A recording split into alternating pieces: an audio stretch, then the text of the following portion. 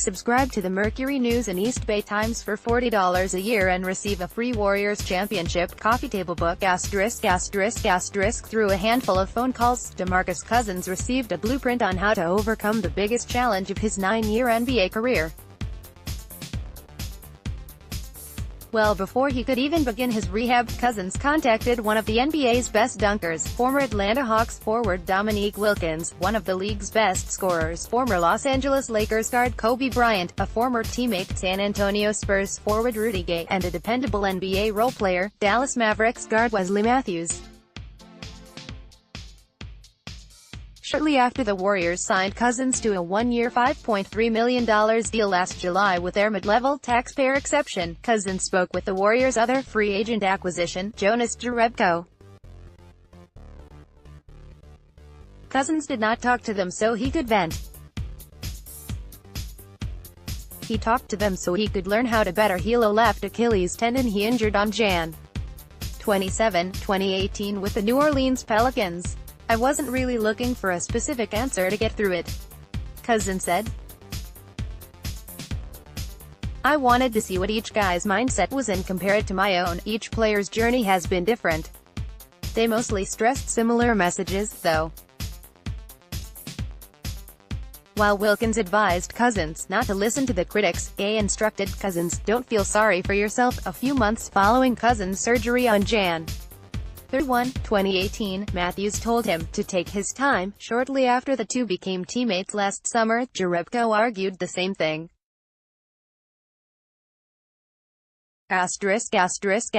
Want Warriors news delivered to your phone? Sign up for a free trial of Mark Medina's Warriors text messaging service. "We're going to need you, but when we need you is when we're talking playoffs," Jerebko recalled saying. "We're going to need you in the long run. So don't stress anything or push yourself too hard. Let it come." Cousins does not have to wait too much longer. Cousins has targeted his return for next Thursday against the Clippers in Los Angeles, giving the Warriors 28-14, only 3 more games in Dallas, Sunday, and Denver, Tuesday, and then against New Orleans at Oracle Arena, Wednesday, before likely welcoming their 5th All-Star. During a year that he called extremely humbling, Cousins attributed his comeback toward staying stubborn and leaning on his family for support. He also found it helpful to have informal conversations with NBA players that had also suffered an Achilles injury. "To say I was consistent with contact? No, I wanted to go and learn this process on my own and figure it out on my own," Cousins said.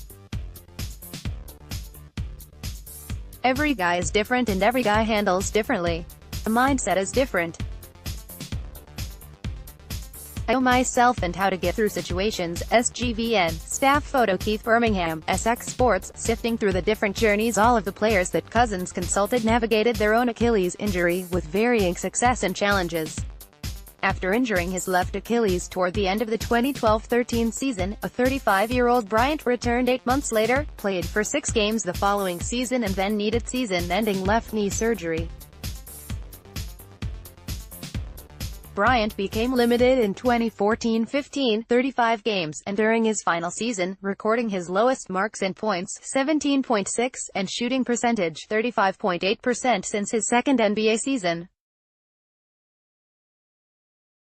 "To be a true champion, sometimes you have to get knocked down," Bryant said during his final season. "It happened with my Achilles. It happens to the best of us. A true mark of a champion is how you get up." After tearing his left Achilles tendon on Jan. 19, 2017, the 31-year-old Gay accepted a reducing scoring role last season with the Spurs, 11.5 points per game, compared to his career averages, 17.8, while still tying his career high in shooting percentage, 47.1%. This season, Gay has increased his scoring, 13.6 points per game, while posting new career highs in shooting percentages from the field, 51.1%, and from along, 41.5%.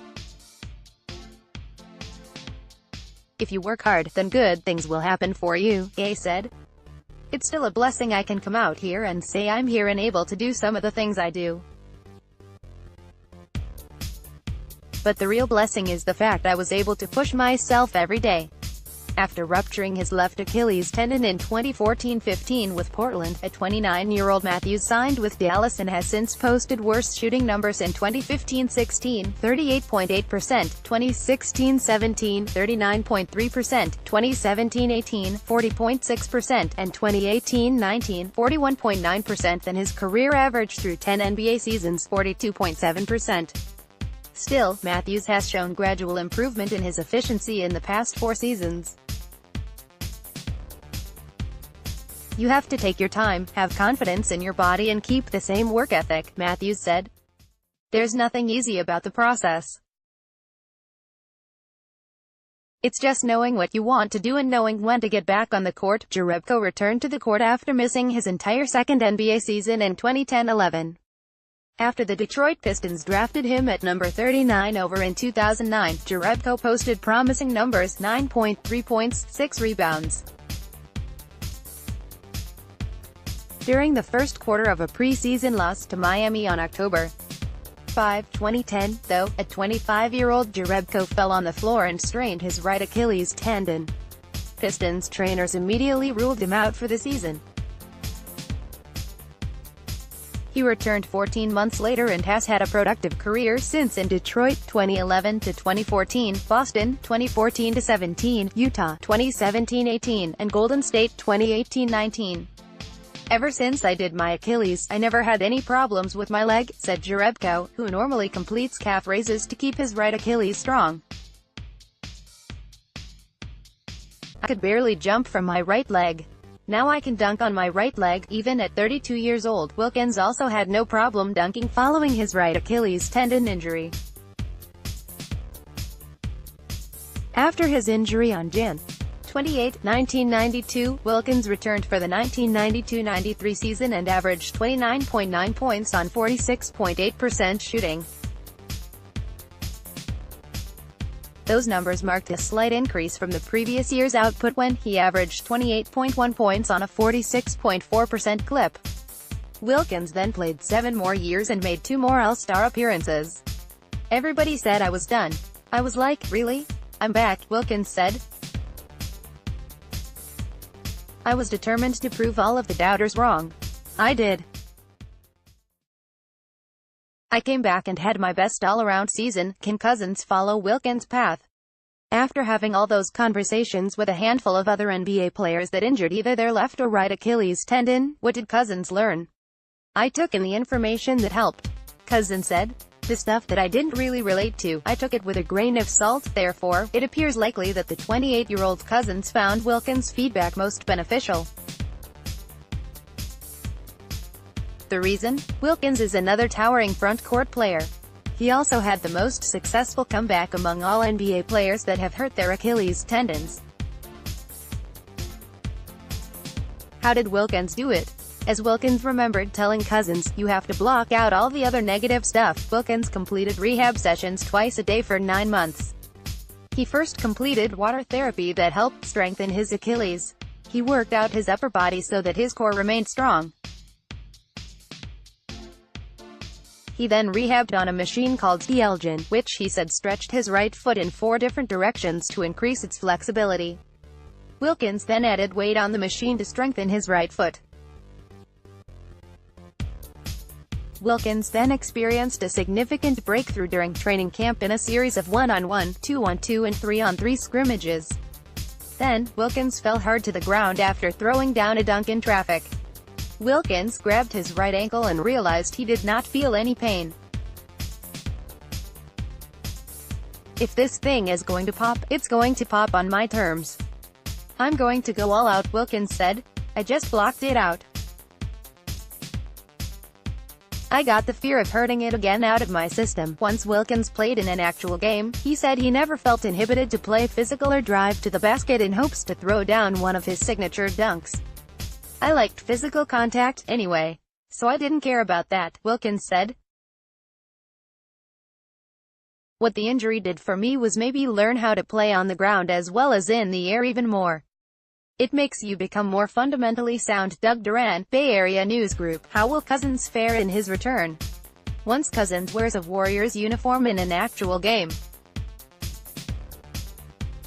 No one expects Cousins to replicate his career numbers in points, 21.5, and rebounds, 11.0, during his 8 combined seasons in Sacramento's 2010-2017 and New Orleans' 2017-18. After all, Cousins will have to blend his talent with 4 other All-Stars with Stephen Curry, Kevin Durant, Draymond Green and Klay Thompson. But what about Cousins' presence alone? If he's healthy, that definitely elevates Golden State. There's no question about that, Wilkins said. He's the best big man in the league before he got hurt, and since he has gotten hurt, he's a very skilled guy. He's already very fundamentally sound, Wilkins said. He has to continue to nurture and really hone those skills. Warriors coach Steve Kerr plans to start Cousins because of his all-star credentials, have a true center at the 5 position, and open up shots for his all-star teammates with screens and passes.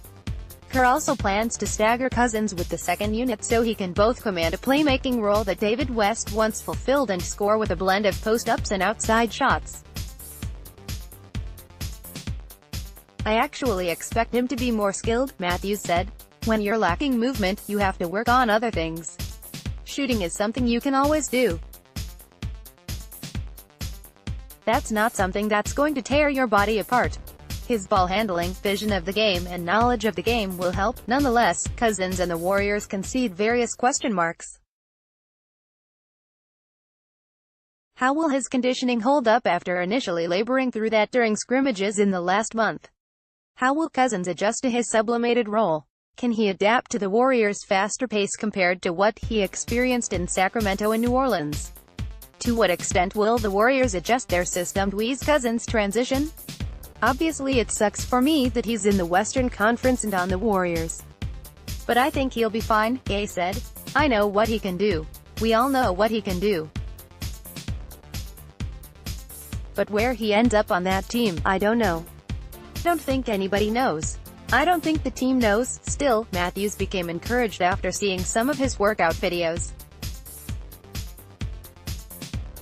The most notable, when Cousins dunked over Durant and sent him to the floor. Although that scrimmage highlights paled to actual game performances, Matthews argued, that's a lot of confidence you have to have in your body to do something like that. Jerebko has seen other examples, admiring how Cousins has stayed disciplined with his rehab without accelerating the process.